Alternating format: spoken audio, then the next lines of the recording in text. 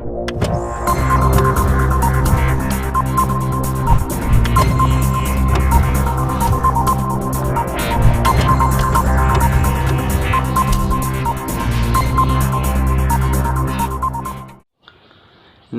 दोस्तों, स्वागत है आपका अपने YouTube channel Dhirendra Singh NCERT physics channel में। तो आज आपको अध्ययन करना है तरंग प्रकाशिकी पर आधारित कुछ आंकिक प्रश्नों पर। तरंग प्रकाशिकी में आपको समस्त टॉपिक का अध्ययन करवा दिया गया है और इस पर बहुविकल्पी के बाद अब हम चलते हैं कुछ विशिष्ट न्यूमेरिकल पर। तो सबसे पहले हमने आपको हाइगेंस के तरंग सिद्धांत का अध्ययन कराया और हाइगेंस के तरंग सिद्धांत पर आधारित अब करते हैं न्यूमेरिकल का अध्ययन। तो पहला न्यूमेरिकल है कि किसी प्रकाश की तरंगदैर्ध्य 0.00006 सेंटीमीटर है। इस तरंगदैर्ध्य को माइक्रोन, एंगस्ट्रॉम तथा नैनोमीटर में व्यक्त कीजिए। इसकी तरंगदैर्ध्य जल में क्या होगी यदि जल का अपवर्तनांक 4/3 है। तो सबसे पहले तो जो तरंगदैर्ध्य दिया है लैम्डा का मान, तो लैम्डा के मान है हमारा 0.00006 सेंटीमीटर है। इसको हम मीटर में बदलेंगे तो ये हो जाएगा 0.00006 गुणे 10⁻⁻2 मीटर हो गया। इसको हम इस तरह से भी लिख सकते हैं कि 6 गुणे 10⁻⁷ मीटर। अब इसको हमें बदलना है माइक्रोन में, तरंगदैर्ध्य को माइक्रोन में तथा तरंगदैर्ध्य को माइक्रोन, एंगस्ट्रॉम तथा नैनोमीटर व्यक्त करना है। तो पहले माइक्रोन व्यक्त करते हैं। तो 1 माइक्रोन बराबर होता है 10⁻⁻6 मीटर के होता है। तो ये आपका हो जाएगा लैम्डा बराबर 6 गुणे 10⁻⁷ बटे 10⁻⁻6। ये ऊपर जाएगा तो बचेगा 6 गुणे 10⁻⁻1 और ये हो जाएगा आपका 0.6 माइक्रोन। तो पहले आपको पूछा था माइक्रोन में चेंज करने के लिए। सेकेंड स्टेप में पूछा है एंगस्ट्रॉम में बदलना है। तो 1 एंगस्ट्रॉम बराबर होता है 10⁻⁻10 मीटर के। तो ये लैम्डा की वैल्यू एंगस्ट्रॉम में हो जाएगी 6 गुणे 10⁻⁷ बटे 10⁻⁻10। तो ये आ जाएगा आपका 61230 एंगस्ट्रॉम में बदल गया। इसके बाद नैनोमीटर बदलना है और 1 नैनोमीटर बराबर होता है 10⁻⁹ मीटर के होता है। तो ये आपका हो जाएगा लैम्डा बराबर 6 गुणे 10⁻⁷ बटे 10⁻⁹। तो बचेगा आपका 600 नैनोमीटर। अब कहता है इसकी तरंगदैर्ध्य जल में क्या होगी यदि जल का अपवर्तनांक 4/3 है। तो इसकी तरंगदैर्ध्य की गणना करना है। तो आप जानते हैं कि अगर अपवर्तनांक दिया है, माध्यम में तरंगदैर्ध्य ज्ञात करना है, तो वास्तविक तरंगदैर्ध्य में अपवर्तनांक का भाग दे देते हैं। तो लैम्डा W बराबर हो जाएगा, जो वास्तविक तरंगदैर्ध्य आपको दिया है वो आपको दिया है 6000 एंगस्ट्रॉम। ये दिया है एंगस्ट्रॉम में और तरंगदैर्ध्य को एंगस्ट्रॉम में नापते हैं। तो ये हो जाएगा आपका 4/3। तो आपका जो आंसर आएगा वो आ जाएगा 4500 एंगस्ट्रॉम। ये आपकी जल में तरंगदैर्ध्य हो गई। अगला क्वेश्चन है कि किसी परावर्तक तल पर 5000 एंगस्ट्रॉम तरंगदैर्ध्य का प्रकाश आपतित होता है। परावर्तित प्रकाश की आवृत्ति एवं तरंगदैर्ध्य ज्ञात कीजिए।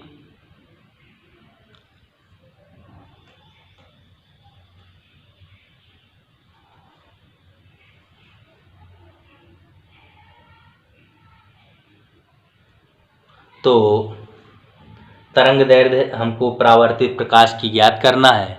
तो इसके लिए हम देखते हैं कि तरंगदैर्ध्य लैम्डा बराबर दिया है आपको 5000 एंगस्ट्रॉम। इसको हम लिख सकते हैं 5000 और गुणे 10⁻⁻10 मीटर में हो गया। इसी को हम ऐसे भी लिख सकते हैं 5 गुणे 10⁻⁷ मीटर।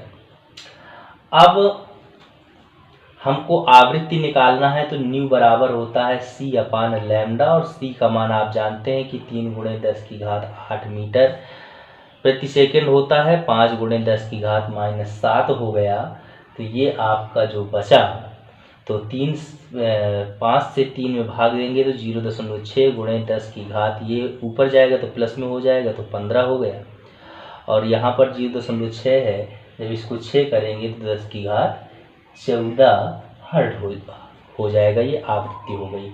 अब जो इसमें पूछ रहा है कि आवृत्ति एवं तरंग दैर्ध्य की गणना कीजिए, तो इसमें आप जानते हैं कि परावर्तन के पश्चात प्रकाश की आवृत्ति एवं तरंग दैर्ध्य बदलते नहीं हैं, और जब आवृत्ति और तरंग दैर्ध्य नहीं बदलते हैं तो आवृत्ति का मान हमने निकाल लिया 6 × 10⁻14 हर्ट्ज होगा। लेकिन एंगस्ट्रॉम अर्थात तरंग दैर्ध्य का मान दिया था, तो तरंग दैर्ध्य का मान आपका यही रहेगा 5000 एंगस्ट्रॉम। परावर्तन की क्रिया हो रही है और परावर्तन में तरंग दैर्ध्य का मान बदलता नहीं है। तो अगला क्वेश्चन है आपका कि जल के सापेक्ष कांच का अपवर्तनांक 1.125 है। यदि कांच में प्रकाश की चाल 2 × 10⁸ मीटर प्रति सेकंड हो तो जल में प्रकाश की चाल ज्ञात कीजिए। तो इसमें आपको दिया है अपवर्तनांक का मान जल के सापेक्ष कांच का, तो आपको दिया है G/μW, और आपको ज्ञात करना है VW बराबर ज्ञात करना है। अब इसमें आपको जो VW और VG दोनों ज्ञात करना है। जल में प्रकाश की चाल, अच्छा, तो जल में प्रकाश की चाल ज्ञात करना है, और कांच में प्रकाश की चाल आपको दिया है Vg बराबर दिया है 2 × 10⁸ मीटर प्रति सेकंड। और आपको ये चीज़ नहीं पता है G/μW जल कांच के सापेक्ष जल का अपवर्तनांक, लेकिन जल के सापेक्ष कांच का अपवर्तनांक ये चीज़ आपको पता है 1.125। तो अब हम जानते हैं कि V बराबर होता है V जल में ज्ञात करना है, तो Vg अपान हो जाएगा G/μW। तो G/μW को इस रूप में लिखेंगे तो ये हो जाएगा हमारा Vg अपान 1/W/μg, ऐसे लिख सकते हैं। G/μW को 1/W/μg ऐसे करके, तो ये ऊपर चला जाएगा, तो ये आपका हो जाएगा Vg × W/μg, इस तरह से हो जाएगा। अब Vg का मान आपको पता है, W/μg का मान भी पता है, तो VW जो आ जाएगा आपका वो हो जाएगा 2 × 10⁸ और 1.125। जब इसका गुणा करेंगे तो हो जाएगा 2.25 × 10⁸ मीटर प्रति सेकंड। इस तरह से सॉल्व करेंगे। अगला क्वेश्चन है कि एक कांच की पट्टिका की मोटाई 4 मिलीमीटर तथा अपवर्तनांक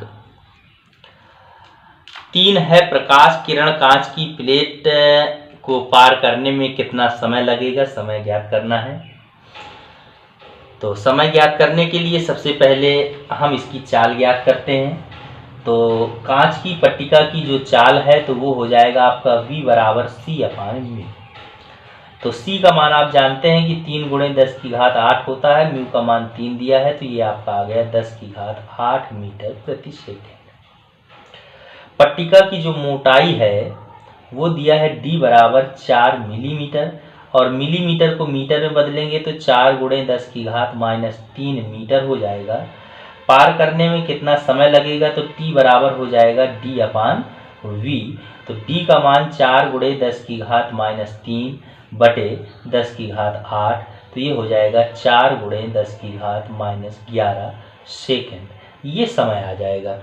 तो ये आपके 4 न्यूमेरिकल हुए जो हाइगेंस के तरंग सिद्धांत पर आधारित हैं।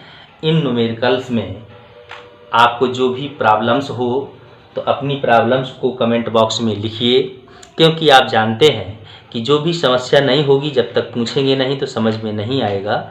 और छात्रों के हित के लिए एक छात्र जो प्रश्न पूछता है तो वो 5 मिनट के लिए ही मूर्ख होता है, लेकिन अगर जो पूछता ही नहीं है वह ज़िंदगी भर मूर्ख रहता है।